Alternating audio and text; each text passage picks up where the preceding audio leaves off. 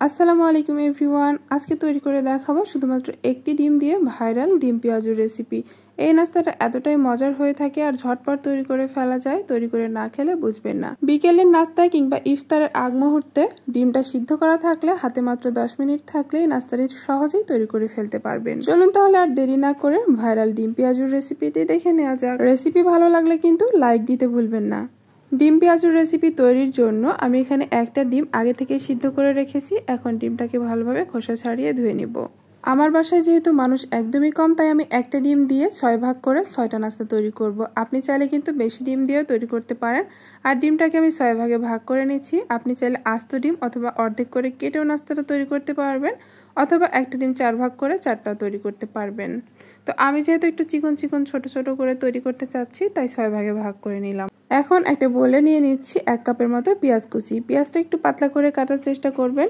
আর half cup নিয়ে নিচ্ছি ডাল বাটা। আমি এখানে খেসারির ডাল ও মসুর ডাল একসাথে ভিজিয়ে বেটে নিয়েছি শুকনো করে। এরপরে 2 চা চামচ উঁচু করে কর্নফ্লাওয়ার দিয়ে দিলাম আর 1/3 কাপ দিয়ে দিলাম চালের গুঁড়া। এখানে ময়দা ব্যবহার করতে পারেন চালের গুঁড়া পরিবর্তে। স্বাদ মতো হাফ চা চামচ লবণ, হাফ চা চামচ হলুদ গুঁড়া, হাফ চা চামচ ধনিয়া গুঁড়া আর হাফ চা চামচের মতো দিয়ে দিচ্ছি মরিচের গুঁড়া।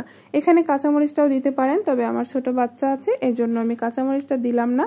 ও এইসব নাস্তাতে কাঁচামরিচ পেলে একদমই ঝালে খেতে পারে না, তাই আমি এখানে শুকনো মরিচের গুঁড়াটাই দিলাম। আর এখানে কিছু ধনিয়া পাতা এরকম কেচি দিয়ে কুচি করে নিলাম। ধনিয়া পাতাটা কেচি দিয়ে কুচি করা আমার কাছে খুবই সহজ মনে হয়। এখন সবকিছু একত্রে খুব ভালোভাবে মাখিয়ে নিতে হবে। এখানে কোনো পানি ব্যবহার করার প্রয়োজন নেই। এমনি কিছুক্ষণ মাখাতে মাখাতে দেখবেন পেঁয়াজ থেকে কিছুটা পানি ছেড়ে দিয়েছে আর ডাল বাটার সাথেও হালকা একটু পানি পানি ছিল। তো এভাবে সময় নিয়ে মাখাতে থাকবেন। মাখাতে মাখাতে দেখবেন একটা পর্যায়ে পাতলা হয়ে আসবে। চাইলে হালকা একটু পানি অ্যাড করতে পারেন, তবে বেশি পানি দিতে যাবেন না, তাহলে পাতলা হয়ে যাবে, কোট করতে পারবেন না।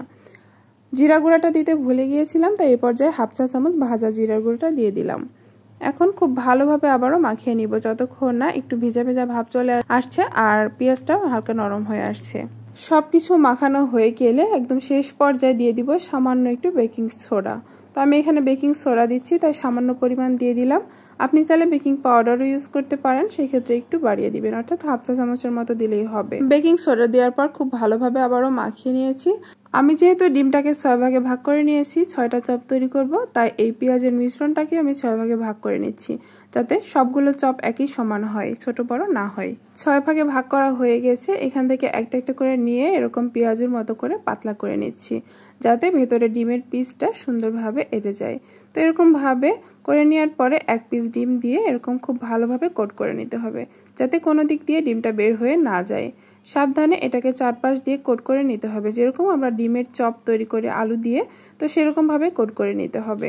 যেহেতু আজকের এই নাস্তাটি আমি বেসনের গোলায় ডোবাবো না, তাই ভালোভাবেই ডিমটাকে কোট করতে হবে, যাতে কোনো দিক দিয়ে বের হয়ে না যায়। সবগুলো ডিম পেঁয়াজুর শেপ আমি একইভাবে দিয়ে নিব। এটা আসলে বলে বোঝানোর কিছু নেই, দেখে বুঝে নিতে হবে। আমি আজকে নাস্তাগুলো একটু ছোট ছোট আর চিকন চিকন করে তৈরি করছি। আপনি যদি বড় করে তৈরি করতে চান, সেই ক্ষেত্রে কিন্তু ভেতরে ডিমটাও বড় দিবেন, তাহলে আপনার এই চপগুলো বড় বড় হবে। চপের শেপ দেওয়া হয়ে গেছে, এখন ভেজে নেবার পালা। চুলায় চলে যাচ্ছি।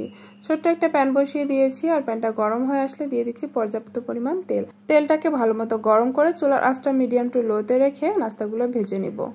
আমি যেহেতু এখানে সরিষার তেল ব্যবহার করেছি, তাই চপগুলো ছাড়ার পর এরকম ফেনা ফেনা হবে। কিছুক্ষণ পর যখন তেলটা ভালো মতো ফুটে যাবে, তারপরে কিন্তু ফেনা ভাবটা চলে যাবে। আপনি চাইলে এখানে সয়াবিন তেল দিয়ে বা যে কোনো রান্নার তেল দিয়ে ভেজে নিতে পারেন, কোনো সমস্যা হবে না। চপগুলো একটু সময় নিয়ে, অর্থাৎ 4 থেকে 5 মিনিট সময় নিয়ে ভেজে নেবেন, তাহলে উপরটা মুচমুচে হবে। চুলার আঁচটা বেশি বাড়াতে যাবেন না, তাহলে উপরে কালার চলে আসবে বা পুড়ে যাবে পেঁয়াজগুলো, আর ভেতরে কুকড হবে না। তাই একটু সময় নিয়ে নাস্তাগুলোকে ভেজে নিতে হবে। আর ভেজে নিয়ে এরকম লাল লাল কালার করে মুচমুচে করে ভাজা হয়ে গেলে উঠিয়ে নিচ্ছি তেল ঝরিয়ে।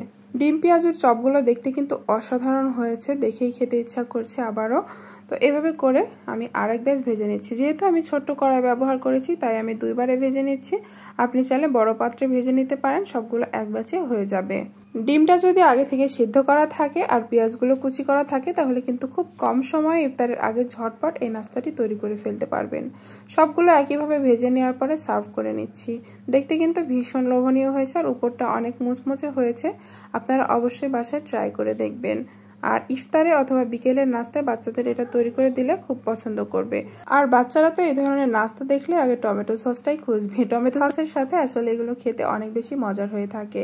ঝটপট এই ডিম পেঁয়াজুর চপ রেসিপি অবশ্যই বাসায় ট্রাই করে দেখবেন, কেমন হয়েছে কমেন্ট করে জানাবেন। আজকে নাস্তার রেসিপি যদি একটু ভালো লেগে থাকে প্লিজ একটি লাইক দিয়ে দিবেন, আর চাইলে ভিডিওটি প্রিয়জনদের মাঝে শেয়ার করে রাখতে পারেন। আর আমার চ্যানেলটি যদি সাবস্ক্রাইব করা না থাকে সাবস্ক্রাইব করে পাশে থাকার অনুরোধ রইল।